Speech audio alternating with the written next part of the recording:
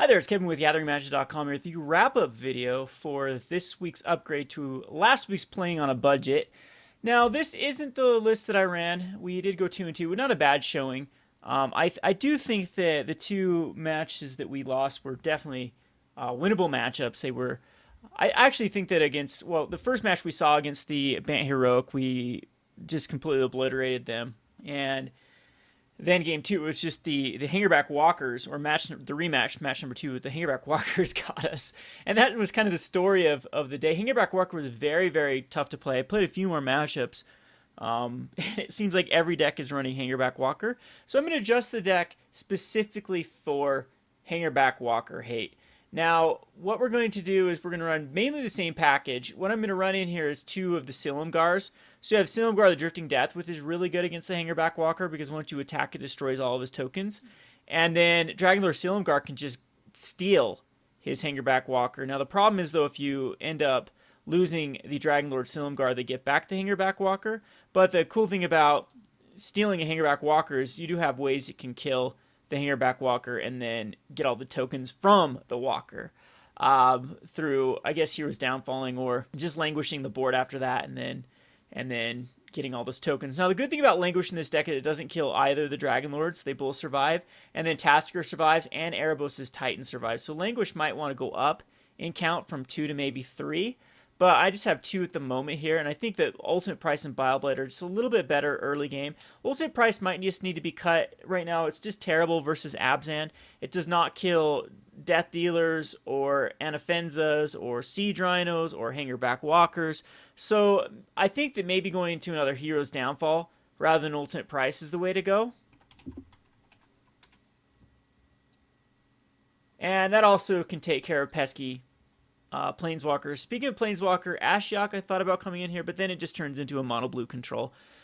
I still like the Bile Blights. They're great against the early game threats such as Goblin Rabble Master or Nyx Fleece Ram or Rakshas's Death Dealer. Thoughtseize still continues to be one of the most powerful cards in the deck, in the format, as it can take care of an early threat. We don't really care about the life loss in this deck because we have plenty of ways to gain back life through Dismal Backwater's Radiant Fountains and the Whip of Erebos / Grain Merchant combo. So I've got 2 whips in the main board. Again, this might be a card that needs to be cut. I thought about putting a Nighthowler Shrine of Nyx. I just don't see the point in here. I think you can go another mono black route with Hangerback Walker yourself. And then if you're going to go the Hangerback Walker Nighthowler Shrine of Nyx route, I think it's the Spoiler Souls route that's a little bit better. So let's talk about cards that I've added. I took out 2 Infinite Obliterations. They were really, really powerful, but you never want to see more than 2 of them. I think that after you get 2 of them get rid of 8 threats out of their deck, that's plenty. And you can get these back with Tasigurs. So might just be a little bit overkill to be running 2 of them.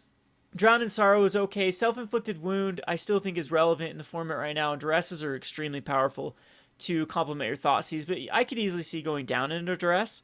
And one of the cards that I've brought in to combat the Hangerback Walker is going to be Silence the Believers.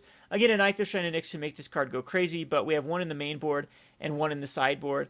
And then just a singleton Crux of Fate. And I thought even more hate versus Hangerback Walker. We can bring in Perilous Vault. This is also good versus this Alien Soul Artifact deck. It's good against green Devotion. It's really good against the green-white enchantments. I just think it's one of the better cards in the deck.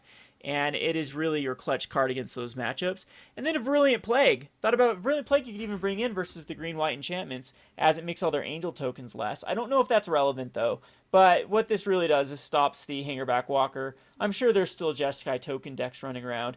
And it's not a bad card whatsoever. I am a little bit leery of running enchantments. Enchantments just seem to have so much hate right now. So the Palace Siege and the Whip of Erebos are really prime targets for Dramaca's Command, and that card is just insanely good in the format right now. So I guess you can Duress and Thoughtseize them out. And I thought about, instead of another Infinite Obliteration, maybe Stain the Mind. Stain the Mind is, let's pull it up here. Stain the Mind is Convoke. Name an online card, search target player's graveyard, hand, and library for any number of those cards, and then exile them. So you can bring this in. I like in fact, maybe we'll just take out another Drown in Sorrow, perhaps. I don't know what the card we would need to take out for a Stain the Mind. I think I'm just going to take out a Duress at the moment. and then have one more Stay in the Mind in here. It is a little bit costly at 5, but it gives us kind of another infinite obliteration effect that you can actually get rid of a problematic card. Against like a tutelage deck, you could name Sphinx's tutelage, and then they're pretty much not going to be able to win that game if you can get a Stay in the Mind. Now, Stay in the Mind, you can convoke it out earlier, but it's going to be very hard in this deck to convoke out. It's going to be 5 mana. Again, I don't quite know if it's worth it, but we'll try a 1 of and see. I think that going the mid-range strategy or the control strategy with this deck, duressing and Thoughtseizing out all of their cards, and then being able to Infinite Obliteration or Stay in the Mind is a great game plan. But as you saw, sometimes they were just dead cards in our hand. So anyway, I hope you enjoyed this. I am looking forward to your suggestions in the comment section below, and I think we're going to stick with the mono, the devotion decks. I'm going to try mono blue for this week's Play on a Budget, and then possibly mono red for the week after. And then I think that we are going to be in Zendikar range, Battle for Zendikar range, and we'll go back to modern. Got some sweet modern budget brews that I'm messing around with at the moment. So 2 devotion decks, just kind of an ode to Theros, and then we'll wait for Battle for Zendikar to mix things up. Anyway, this has been Kevin with GatheringMagic.com. And if you like this video, go check out my channel at Rogue Deckbuilder, YouTube/Rogue Deckbuilder or RogueDeckbuilder.com. Thanks for watching.